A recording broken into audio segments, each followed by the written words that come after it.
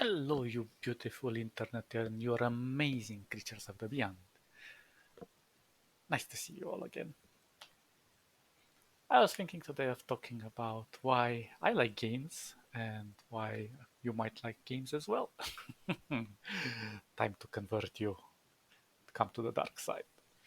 But no, um, games are interesting in the sense that it lets your imagination go wild when the game that you're playing is well made.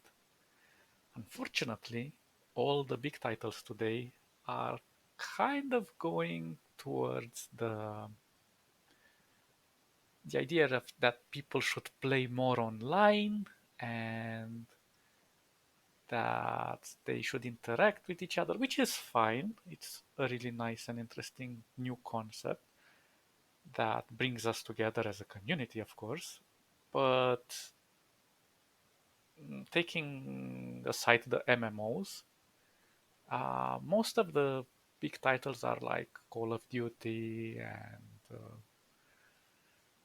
I don't know, League of Legends, many titles like that are well known. I'm not gonna go into all of them because I can't remember them off the top of my mind. But the point of these games is that they act towards your instincts rather than your intellect. Well, maybe in League of Legends you have to think a bit, but in general speaking, you have to kind of do a lot of muscle memory to click to do the perfect pixel clicking to exterminate your opponent. And that is fun to some extent to people that really enjoy doing that grinding stuff and repetitive non-stop just to get that satisfaction of running like a wolf through the jungle and catching their prey. But again, that's not the most amazing thing that you can find in games. And I've been gaming since I was a little cub, and I discovered the first game that fell on my lap, which was Prince of Persia. And it was the 2D version, the old one that was a platform. But even that had to it was kind of like a puzzle because you had to find out where the levers were and how to jump over certain bridges and memorize the spots so you won't die. But again, it was a very basic game for its time. And later on, it has developed into much better games. Then I've played other games like Prehistoric 2. Uh, and another one that I remember fondly right now, it was a French game. It was called Metallic. And the concept of that game was that you had a robot that could transform into three versions. The first version was a humanoid with a sword. Uh, well, and he was looking chrome, sort of like Robocop in a way. Then he would transform into a little smaller version with machine guns, and the third version was kind of a dinosaur that had fire jumping out of its tail. And you would get upgrades and so on as you would progress, and you would have to fight various enemies. But that game, interestingly enough, introduced a new thing, which was using your environment to defeat your enemy. So for example, when I got into this level where there was like a very strong enemy, you had the option to just shoot him until he exploded, or use a certain nest of flies, I suppose. I don't know exactly what they were. And if you would shoot that, they would attack the monster, and you could also shoot him, and it would be easier for you. So it was very revolutionary for its time. This was like in the early 90s, so it was far along. But another idea was that you had to cross a bridge, and if the bridge would fall, you could use a creature that was going back and forth in the water, and you can jump on it to get to your destination. But if you would fall in the water, the creature would attack you. So again, it left you to your own devices to see how you can achieve your target. Of course, simplistic games for that time. But again, interesting. Um, but which leads me to a game that is very loved and very hated in the same time by me. It's called Second Life, and it is done by this amazing company that's also very stupid. They basically create some of the most amazing mechanics in a game, but then they dumb them down to such an extent that they try to appeal to the general majority, which is like not okay. If you can't satisfy everybody on the market. There are games for specific niches of people. But this game is kind of like a Cthulhu mythos combined with the journey to the expedition to the center of the world, and you travel through all over the planet. You go to different countries. It's complex. It's too difficult to put in words, but there is a specific type of level in that game that left me breathless. And I was playing around shooting monsters and what have you. But at one point I see like this group of crows sitting in one spot and I was like, what the heck? And I just ran towards it and the crows just fly through me anyway. And then I turn around and I see that they relocated. I was like, well, that's interesting. And I started chasing them, and they would just fly to another spot and to another spot and to another spot. And this was not a script. I mean, it was scripted, but I mean, it wasn't a main quest or a secondary quest. It was just there to intrigue my curiosity, and it got intrigued. So I was following it, and at one point it leads to this door. I was like, what's with this door? It was out of the way. I mean, you would have to stumble to it by accident, I suppose. And I go inside and I get trapped. It's like, okay, that's interesting. And how do I get out now? And basically, it was sort of like a library with some books, and it was a really nice setup.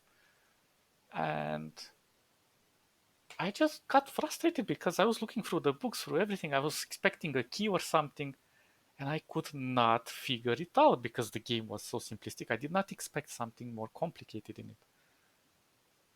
And at that point, I was trying to log in and log out, and I would just reconnect to the same spot. And I was like, oh, come on, I'm not trapped in here for life, am I now? So I went online, obviously, to check out the guides. And to my surprise, they were like, you have to use the information that you find in the game to access the in-game browser. So there was a browser constructed inside the game to go online and search all of this information to kind of understand what it means. And the books were in Latin. And I was like, damn, like this game makes you think outside of the game, well, outside of the proverbial box. So I got back to those books and I started reading and looking through the passages. Then I was going into the in-game browser and typing those things, and I got to decipher the message, and there was like a secret passage through something. You had to do some steps I can't remember exactly, and it would lead you out. And I was like, wow, this is super amazing. So I started searching for these specific levels throughout the game, and there were quite a few of them, and you would really have to kind of figure it out where they were because they were not presented to you.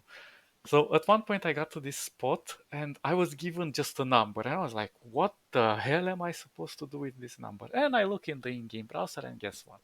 It led me to a site where there was a recording on that site. It's like, this is so freaking cool. I heard to the recording gave me another clue. So I got back in the game, and with that clue, I managed to progress further. And it was like super amazing. So, this is what I love about games that push you to the limits, to make you figure out how you can achieve your desired results through your methods. It's sort of like a sandbox. So that's why I will usually go for the more complex ones, because the complex ones, such as the X3 universe, like Albion Prelude, which is my favorite game. There is that mod called Mayhem, and basically it allows you to construct your own empire and wage wars and diplomacy and so on. There's just so much to do. And it's not a game that you go into one playthrough. It requires you to maybe even spend a few months in the game. Just by learning the game, it takes a week. It has a very steep learning curve, but it is very intuitive after a while. And these games are usually, I think they're designed by scientists, but no, they're usually designed by people who have a more pragmatic way of thinking, or more of an engineer way of thinking. And if you're an engineer, the first thing you learn in engineering is that you never learn anything by heart. So don't memorize anything. That's the worst way to learn to do something. In order to achieve uh, a task in engineering, you have to first, what's the word I'm looking for? Reverse engineer it. So basically, you have to work backwards from the problem that you have at hand to deconstruct it into smaller parts and to understand how those parts communicate and how they work and how you can use them to your advantage in order to solve the set puzzle, for example. So the more you make your mind find these pathways of understanding how things are constructed, because at the end of the day, all of these games are designed by human beings for human beings. So if a human being created it, it means that they had a certain way of thinking. You just need to kind of figure out how they were thinking at that point, and then you can apply the same type of thinking and solve the puzzle. Uh, and there is this game that is also very dear to me. It's called Gothic 1, 2, and 3. Maybe we'll play them. And the developers left these little spells here and there in certain areas that makes your life much easier. But you have to find them, and you have to kind of think where they can be, because they're set up in places that you wouldn't initially think of. But once you go there and you collect them and you see, like, oh, there is a zombie over there, now I can use this undead spell on it. Bam! You got to pass a very difficult monster at a very low level. So sometimes these shortcuts, well, not necessarily shortcuts, but helping systems, let's call them, are set in place for you, but you need to find them first. It's basically like tools that you need to get the right tool for the right situation. So yeah, basically that is why I think games would improve your life, your way of thinking, your way of seeing things in your surroundings, and it can even apply to real life situations in, I don't know, when you're talking to somebody else and they have a problem, you can kind of find the logic from within the game and apply it to that real life situation. Yeah, so you guys should start gaming if you're not doing that. Okay, I'm gonna end our video here. I'll catch you all next time, and you all stay awesome. See ya. Bye bye bye bye bye.